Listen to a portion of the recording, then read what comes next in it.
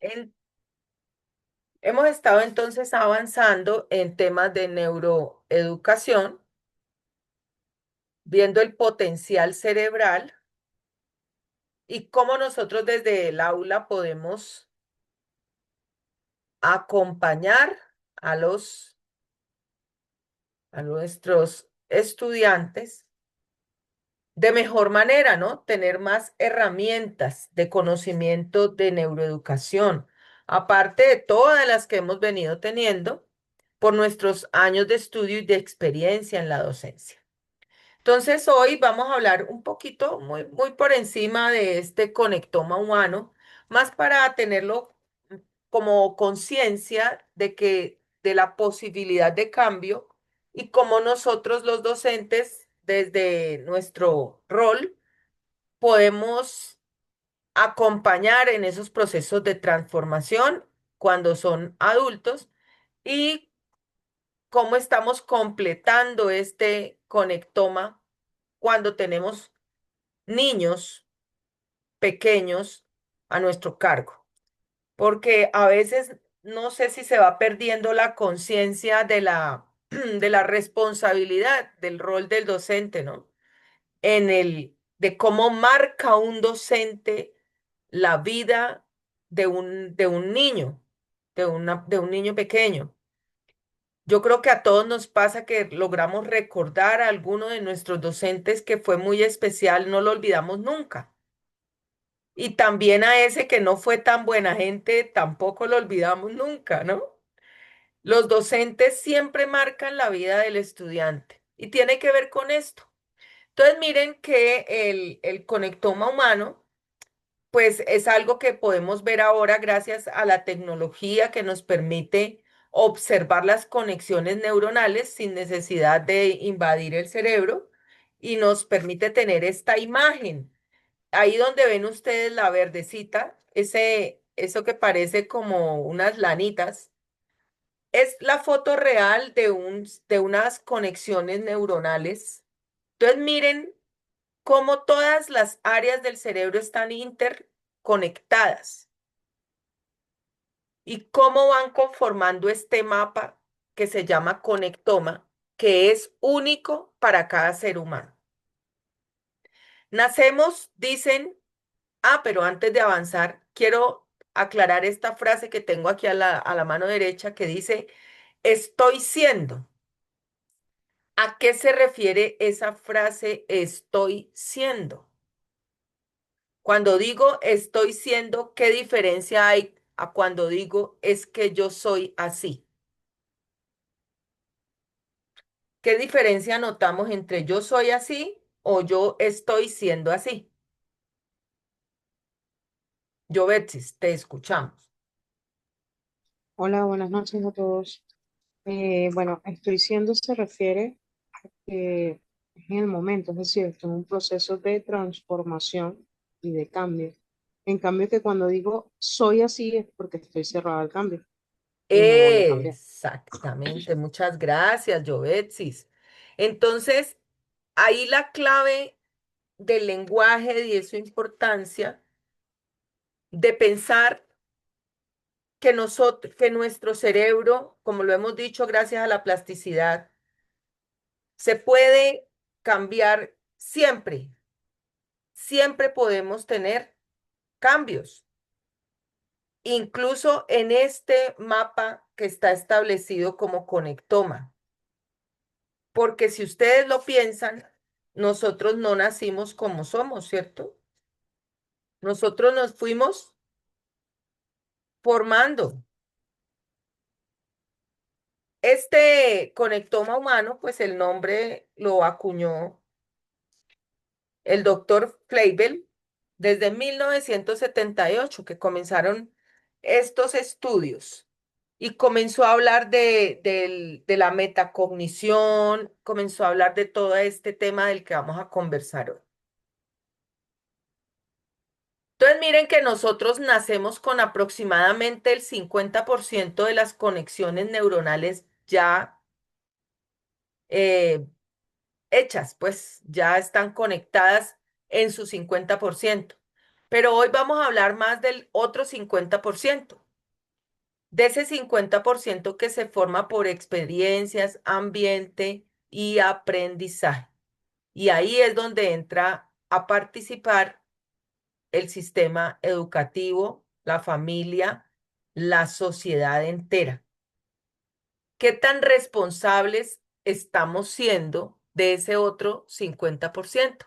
Sería una pregunta que nos podríamos hacer, ¿cierto? ¿Cómo asumimos ese papel de conformar ese otro 50% siendo madres, padres, siendo educadores, siendo líderes? ¿Tenemos ese nivel de conciencia de cómo estamos conformando ese otro 50% en nuestra niñez? ¿Qué estamos aportando a ese 50%? ¿Estamos aportando cicatrices, traumas o estamos aportando aprendizaje, amor? Entonces miren que esto lo quiero resaltar para que lo reflexionemos, lo pensemos. Y pues vemos que las características que vemos en el conectoma humano y de por qué es la razón de lo que lo podemos modificar, es una paradoja. Quiere decir que nosotros tenemos las dos características, no como una anulando la otra, sino como opciones de acceso permanente. Voy a hablar de un ejemplo.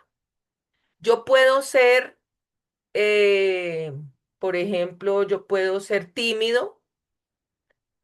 Entonces puedo ser más retraído, ¿cierto? En algunos roles, en algunos momentos, en algún porcentaje, pero no quiere decir que no tenga su contrario la posibilidad de serlo. Pareciera que no, pero yo puedo elegir ser introvertido o ser extrovertido. Tengo las dos opciones, ser un porcentaje introvertido y un porcentaje extrovertido. Las dos opciones están ahí. Que yo elijo ser un porcentaje de la una y un porcentaje de la otra, pero puedo acceder a todas las habilidades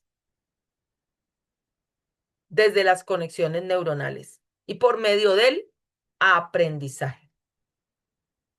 Si es de que por eso quería rápidamente hablar de este conectoma humano con el potencial que tiene de cambio y transformación constante y del estar siendo, de esa apertura que nos da ser eternos aprendices. No encasillarme en es que yo soy así, es que toda la vida yo lo he hecho así, yo no lo puedo hacer diferente. Es que yo no puedo ser de buen genio, es que yo no puedo sonreír, es que yo no puedo hacer deporte, es que yo soy muy perezoso, es que soy desordenada, es que yo no soy disciplinada, es que yo soy mala para las matemáticas, es que yo soy, es que yo soy, es que yo soy. Y le reforzamos al cerebro y el cerebro, pues así mismo nos responde, ¿no?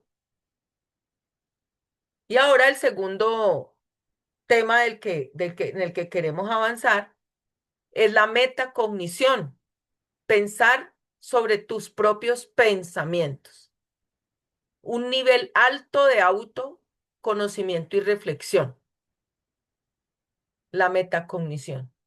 Importantísimo que nosotros comencemos a estimular en nuestras aulas la metacognición, porque muchísimas veces nos enfocamos solo en los procesos cognitivos, pero no vamos más allá de que yo tenga la capacidad de observar mis propios procesos cognitivos. Por eso decimos que la metacognición, la misma palabra nos dice meta, ¿cierto? Que es más allá de la cognición.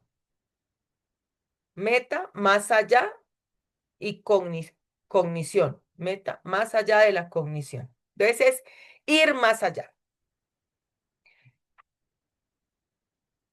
Espérenme, le avanzo aquí. Formular juicios sobre nuestros propios pensamientos. y se hace a tres niveles. El nivel uno, conceptual, que la pregunta es cómo adquirí este concepto.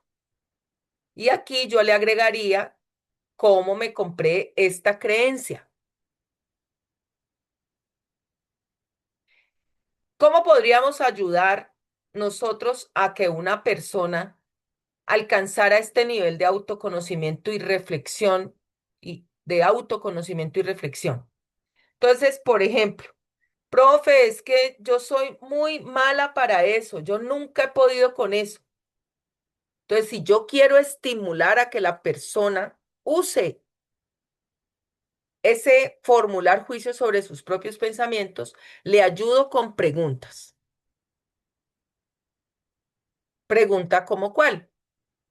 ¿Por qué tú dices eso? Vamos a decir que la niña se llame Sofía. Sofía, cuéntame, ¿por qué tú piensas que eres mala para eso? Porque nunca lo he podido hacer. ¿Quién te ha explicado cómo se hace? Necesitas un mejor acompañamiento. Mira, y si te lo explico de esta manera, ay, sí, así sí lo entendí. Entonces, miren cómo con preguntas nosotros podemos acompañar a que la persona observe cómo fue que yo adquirí este concepto. Y luego en el segundo nivel, cómo fue el proceso de aprendizaje, cómo yo llegué a hacer lo que cómo llegué a hacer lo que estoy haciendo en este momento. ¿Cómo fue el proceso? ¿Cómo lo fui incorporando a mi vida? Y en un tercer nivel, ¿cómo es mi comportamiento actitudinal? Entonces, conceptual, procedimental y actitudinal. Cuando yo me doy cuenta de lo que está pasando dentro y fuera, que yo soy el observador consciente, que yo puedo observar las situaciones como si estuviera fuera de y ser un real observador, ahí es donde yo puedo transformar el comportamiento.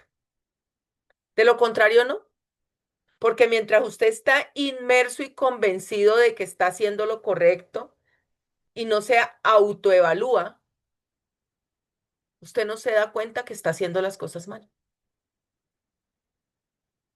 Entonces, miren la importancia de ir manejando esta parte de la metacognición e ir implementando estrategias de preguntas para que nuestros estudiantes puedan acceder a ella. Hasta aquí, ¿cómo vamos? ¿Se ha comprendido claramente? ¿Les parece interesante este tema? ¿Les parece útil? ¿Les parece que lo estamos aplicando bien? ¿Neuroeducación tiene que ver con esto? ¿Se conecta?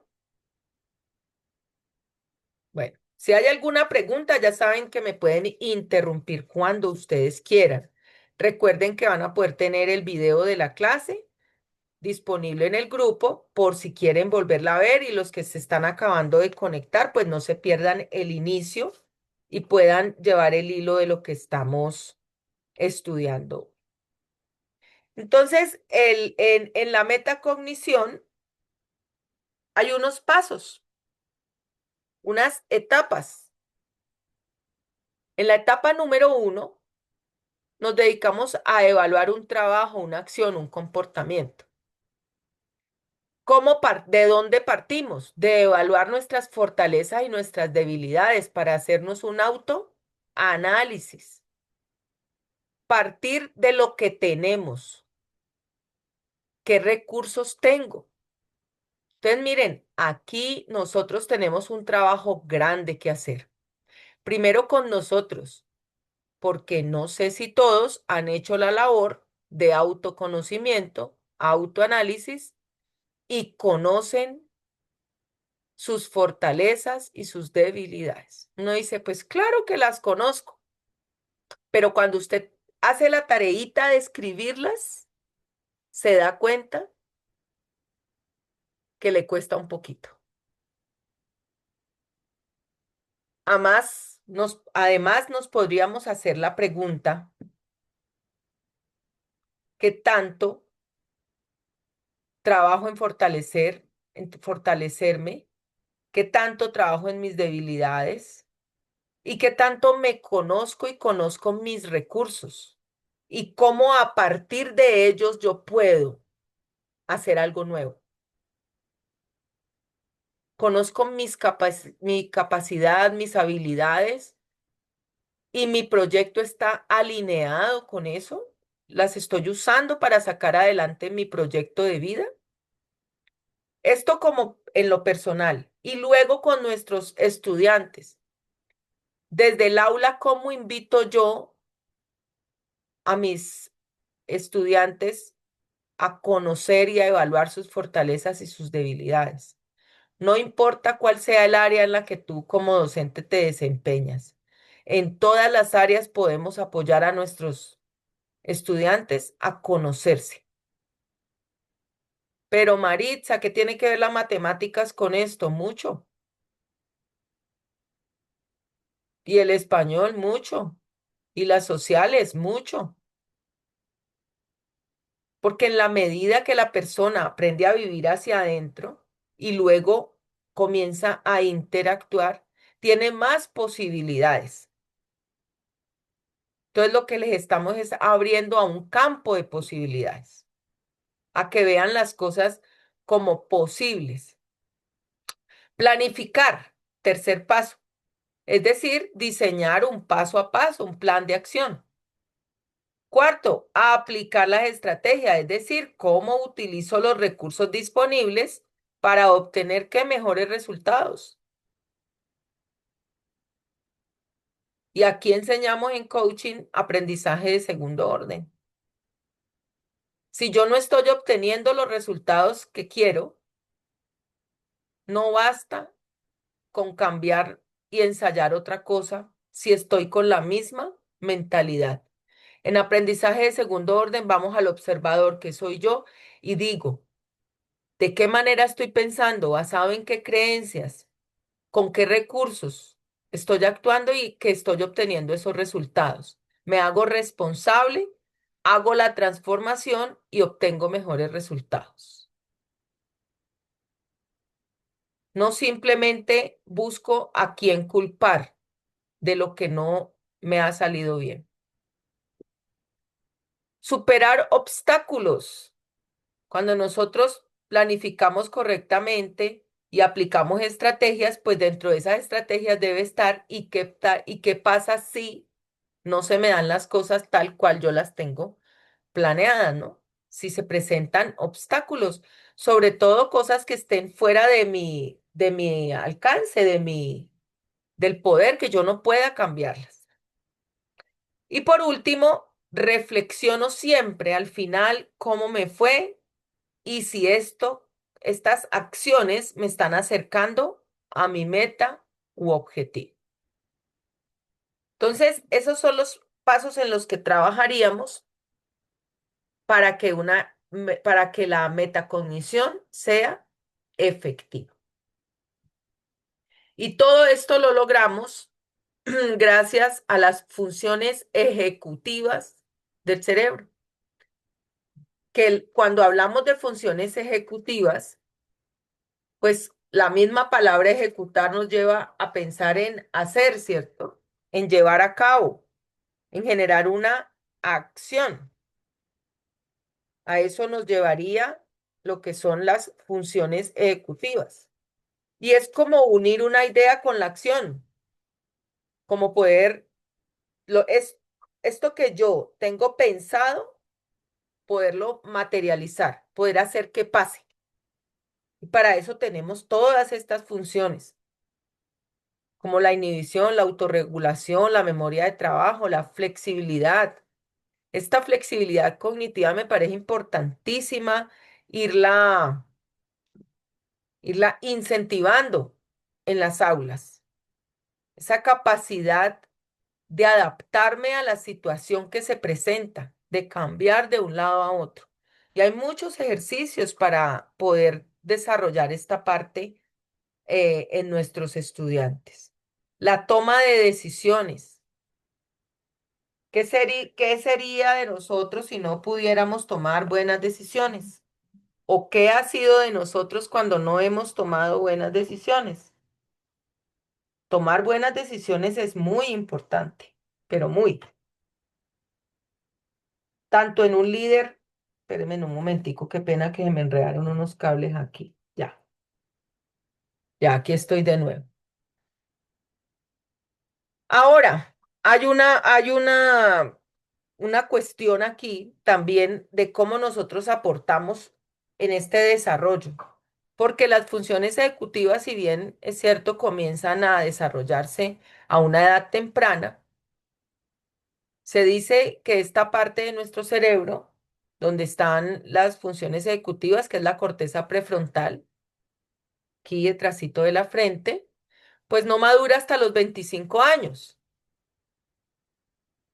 Es decir, que pues no podríamos exigir un nivel alto de racionamiento, de inhibición de impulsos, de velocidad de pensamiento, de planificación, organización, memoria de trabajo, anticipación y planificación a jovencitos, ¿no? O a niños.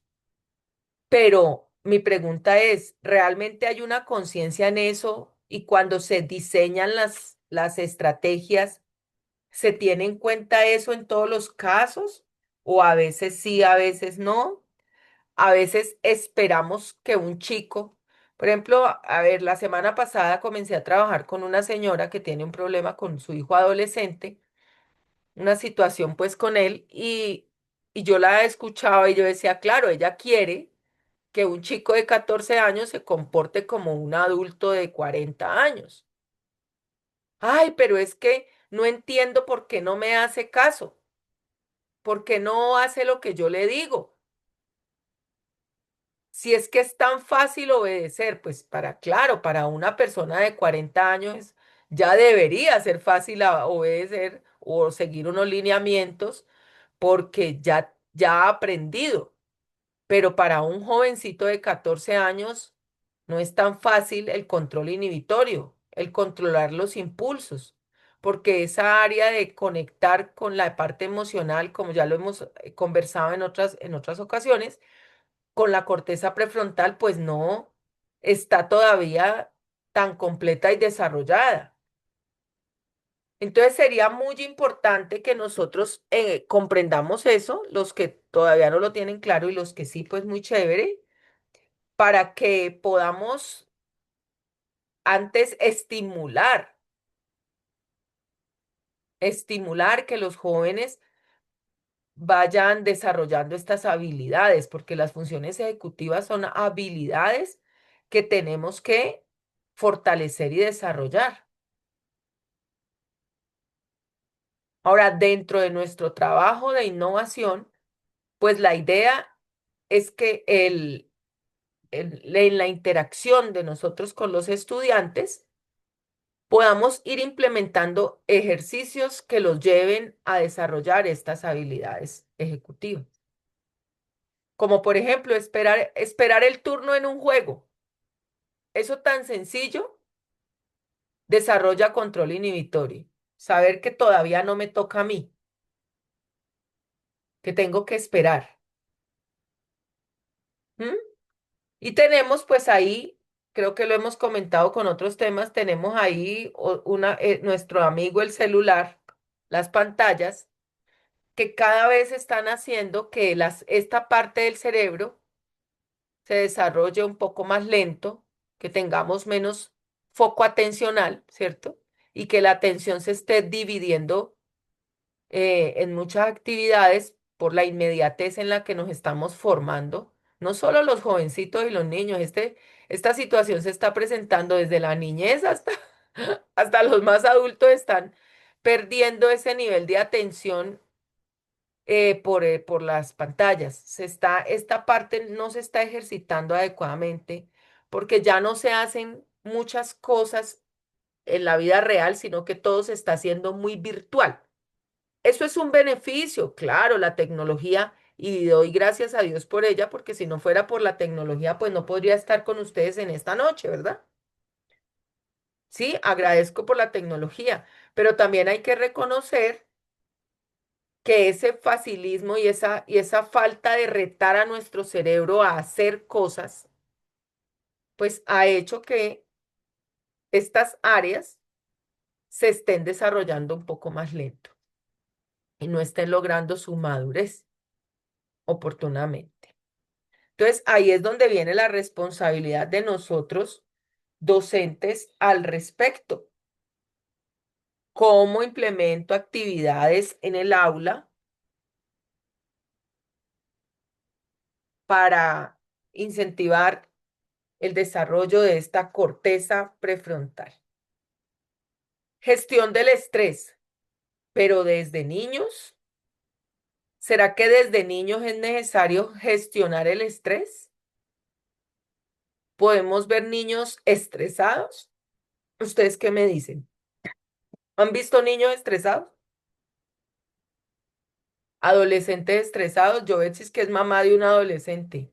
¿Has visto a tu hijo estresado alguna vez? ¿Qué cosas estresan a tu hijo, por ejemplo, Jovetsis? Compártenos alguna.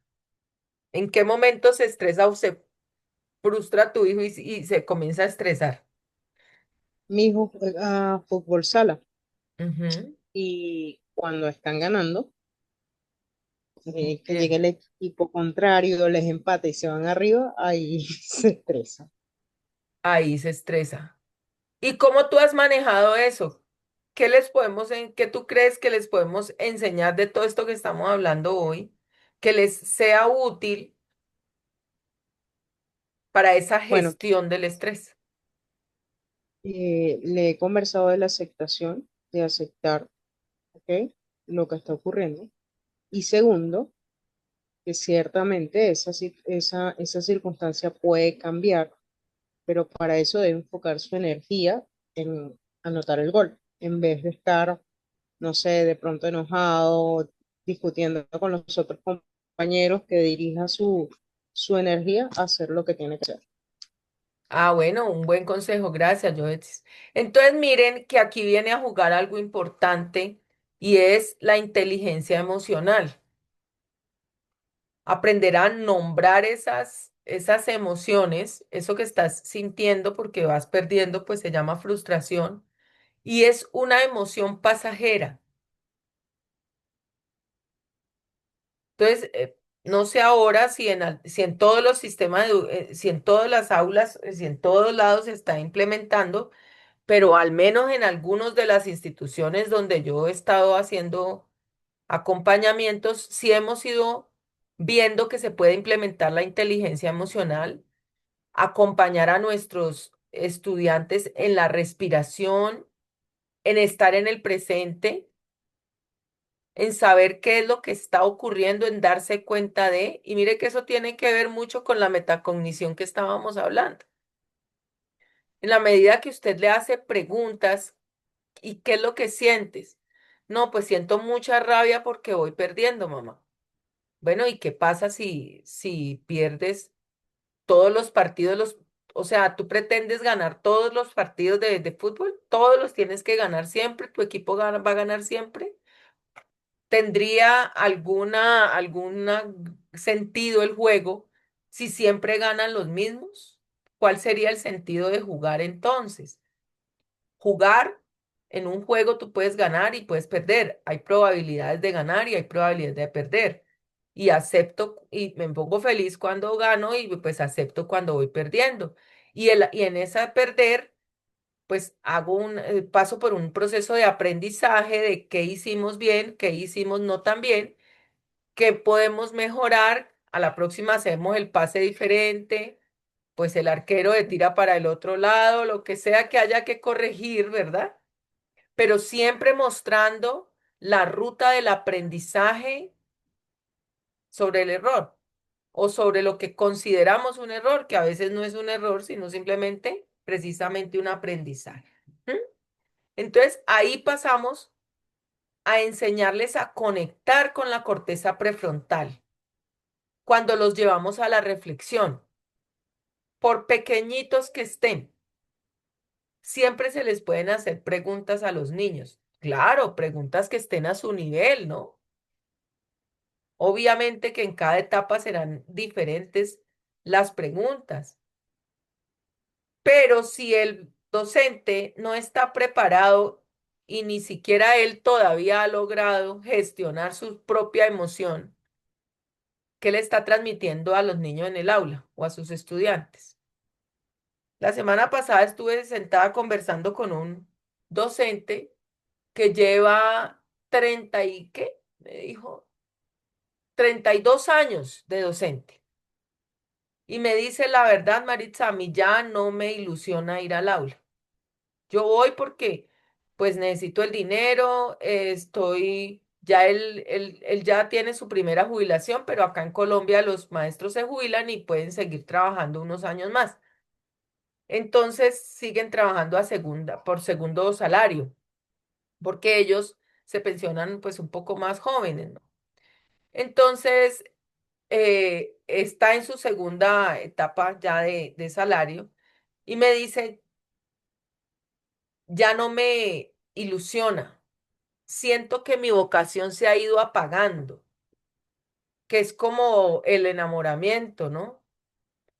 No era como esa primera ilusión que yo tenía cuando empecé a trabajar como docente, ya no se me ocurren ideas, no quiero innovar, no quiero hacer cosas nuevas, porque ya no me da el cuerpo, no me da la creatividad.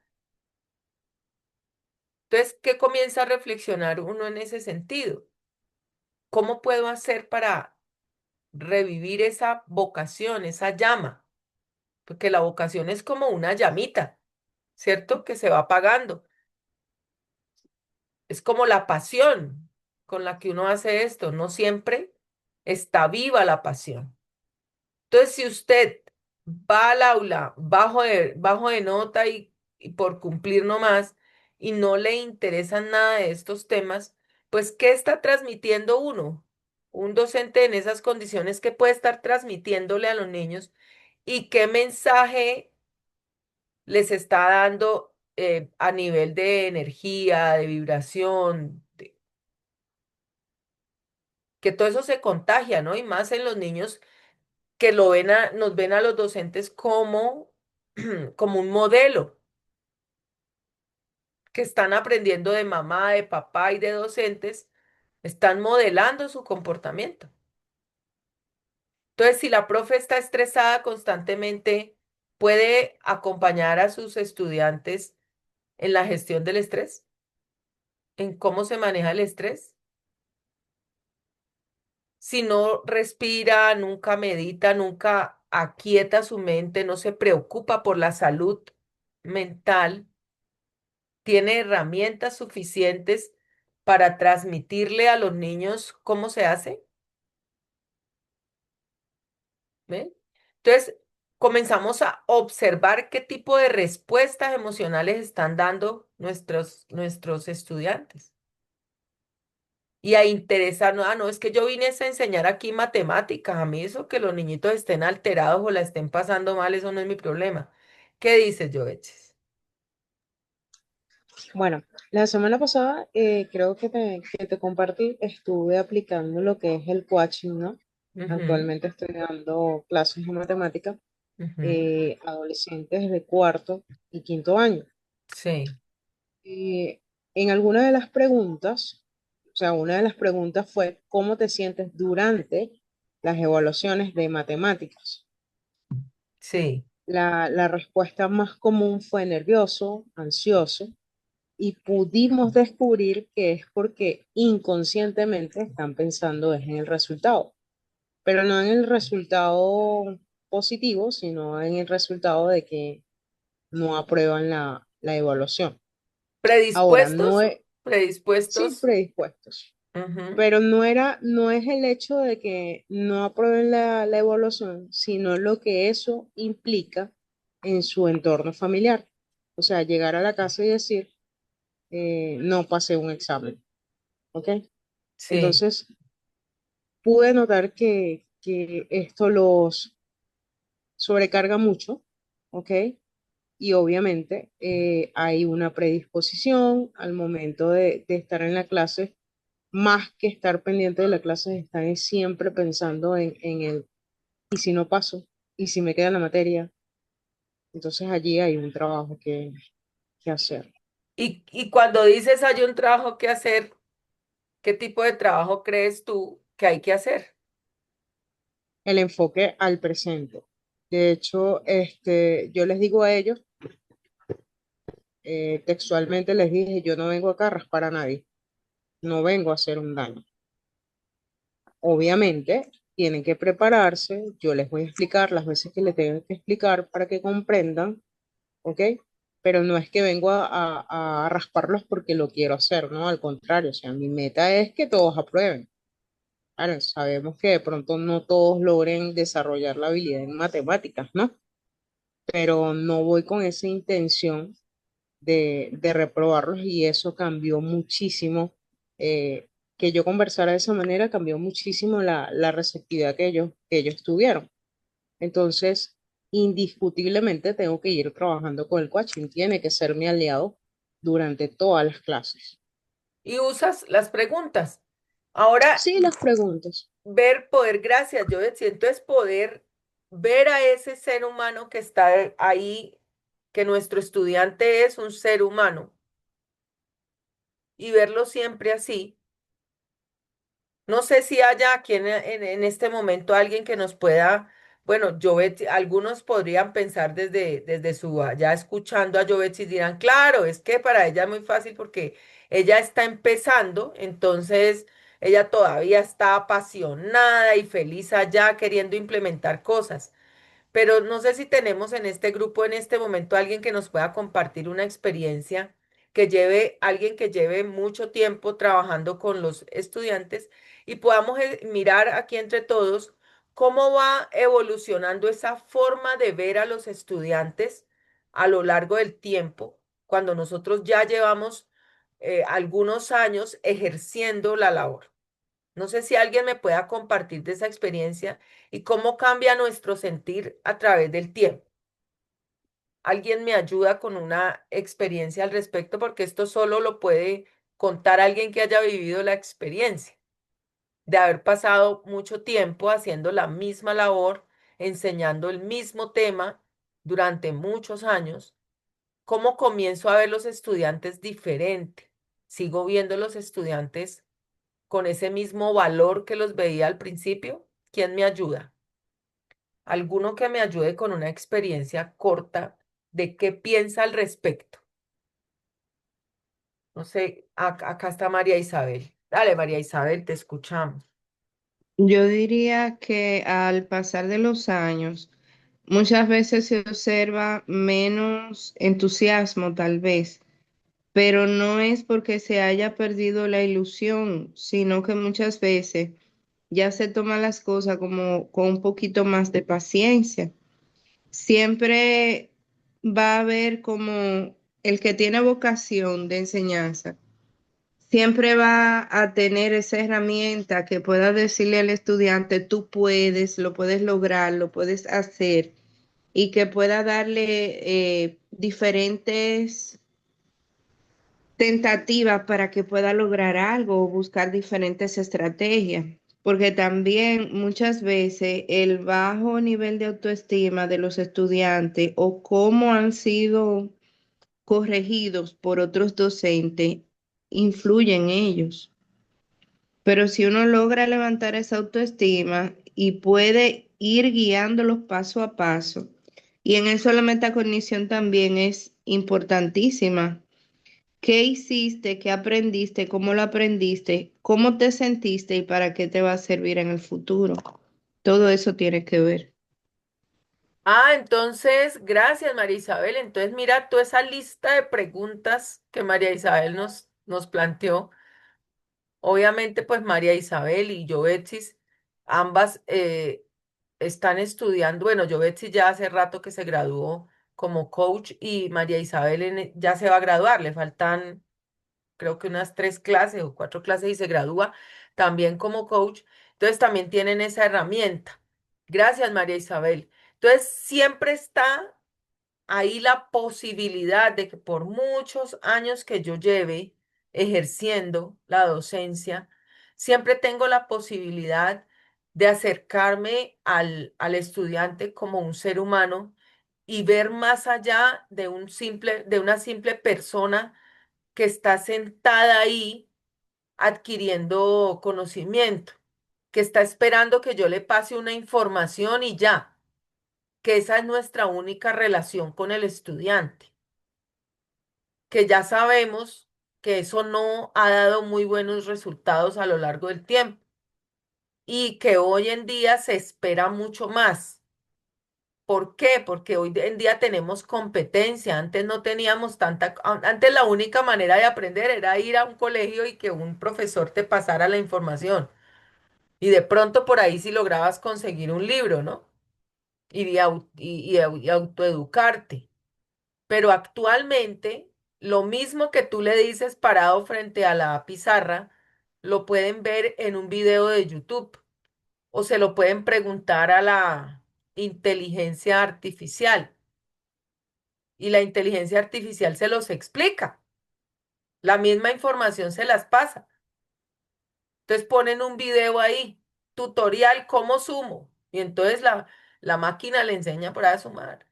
Pero esta conexión entre seres humanos, el trabajo real del docente como ser humano, eso sí que no lo puede reemplazar ninguna máquina. Ese aporte desde mi humanidad a ti como ser humano, desde toda esta experiencia y recorrido.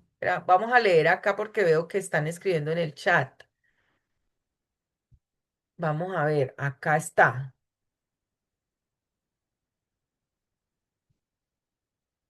Ah, dentro de los pasos se puede incluir la replanificación. Ah, pues seguramente sí, claro, Daniel. Por eso, ahí creo que ahí en la parte donde dice los obstáculos, se refiere a eso. Tengo que replantear las cosas una vez por si las estrategias aplicadas no están dando resultados. Sí, señor, tienes toda la razón. Luego dice acá Joana.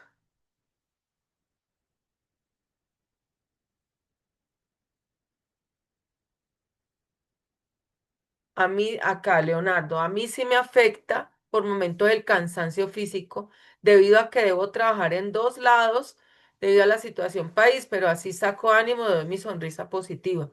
Admiro mucho a los colegas que llevan 20 años de servicio y tengan ánimo. Claro, es que es apenas lógico lo que nos comparte Leonardo, tal como con el docente que les decía que había estado interactuando yo. Pues claro, después de 20 años y tu jornada es muy larga y además tienes a tu cargo una presión de tantos niños, ¿cierto? Que ya no es, que el comportamiento también, pues son niños mucho más activos y todo eso. Claro está que nuestro cuerpo se cansa y mi mente se cansa y siento el desgaste y el cansancio físico, que es apenas natural. Entonces, ¿qué tengo que hacer en esos momentos? Ahí es donde comienzo a usar las herramientas de las que estamos hablando, como la respiración, la meditación, la relajación, para poder sentirme un poco mejor frente a lo que sí o sí pues he elegido hacer. Dice, aunque no lo creamos, aún seguimos siendo ejemplo para los estudiantes, dice Mari, y como docentes debemos dar lo mejor. Claro, lo veníamos hablando, un docente es modelo, un modelo que deja huella definitiva en la mente de los chicos con los que interactúa.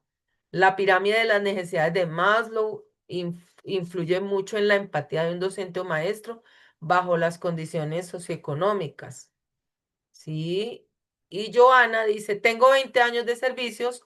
Cuando uno ama lo que hace, es como dices, profe Marixa, esa llamita nunca se apaga, al contrario, se enciende esa llama a medida de los cambios, la transformación a seguir innovando para nuestros niños. Gracias, Joana. Entonces, el deseo, yo diría que esa llama de la que estamos hablando, la podemos, le podemos poner leña a ese fuego con este tipo de actividades, donde buscamos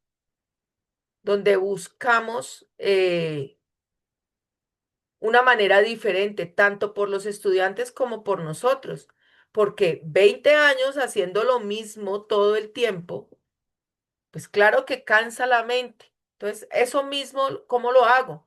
Claro, pues en el caso de Leonardo, que tiene unas jornadas bastante extensas, según nos escribe, ¿cierto? Pues es una jornada laboral larguísima, con una carga, pues, para él muy fuerte, pues obviamente que él va a sentir cansancio y lógicamente que su rendimiento no va a ser el mismo. Ahora ya hay que buscar, digo yo, ¿no? Ver cómo uno puede alivianar su carga si tiene la posibilidad dentro de sus posibilidades, ¿cierto? De alivianar un poco esa carga. Así es que les agradezco muchísimo pues los aportes y espero que este tema de la metacognición haya sido de valor, que lo podamos interiorizar, sobre todo para que nos llevemos las reflexiones propias de nosotros mismos, de cómo es que yo manejo los conceptos que tengo en mi mente, cómo los adquirí, cuáles de ellos se han convertido en creencias, cuáles de esas creencias resultaron ser limitantes, cuáles fueron los procesos de mi aprendizaje, ¿cierto? Y cómo me estoy comportando de acuerdo a eso. ¿Cómo es mi comportamiento? Si no estoy obteniendo en mi vida laboral y personal los resultados que yo quisiera, sugiero que vayan al observador y miremos qué está pasando aquí adentro, qué hace que no cambien las cosas allá afuera.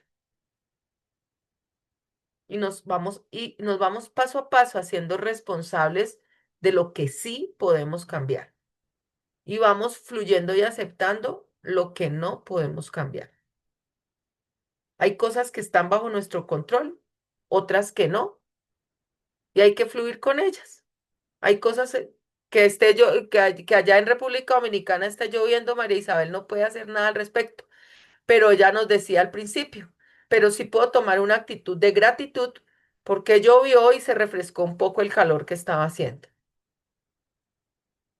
Entonces, lo que pasa allá afuera no lo puedo controlar, pero cómo yo enfrento esa situación, eso sí que lo puedo controlar. Cómo yo recibo esto que me está pasando allá, o qué tan decidido estoy a cambiar mi realidad. Si definitivamente no estoy cómodo con ninguno de los aspectos de mi vida, pues tiendo a hacer transformación, cambiarlo paso a paso, porque no siempre podemos hacer magia y desaparecer toda nuestra realidad y aparecer la nueva realidad. Pero sí podemos ir paso a paso transformándola. Esa es la invitación de esta noche. Les agradezco muchísimo. Les dejo la grabación en un rato, apenas la pueda subir, la comparto para los que quieran volverla a ver y los que no pudieron asistir hoy a clase la tengan a la mano. Son bendecidos con toda bendición. Muchísimas gracias por haber asistido hoy, por persistir en tomar estas clases.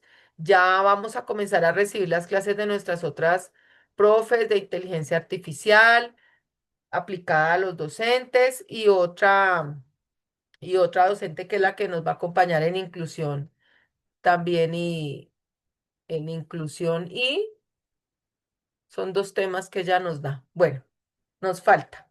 Dice Mari que ella es docente con 29 y sigue siendo la mejor, dando lo mejor de ella como profesional. Te felicito por eso, Mari. Y si estás aquí, es porque quieres, o todos los que estamos aquí porque queremos hacerlo cada vez mejor y llevarnos herramientas diferentes. Ese es un gran valor que le estamos dando a nuestra profesión y a poder encender esa llamita de la pasión por la educación. Gracias a todos, gracias, gracias, gracias por lo que aportan a la transformación del mundo como educadores. Un abrazo grande y que descansen. Nos encontramos la próxima semana. Chao, chao. Gracias.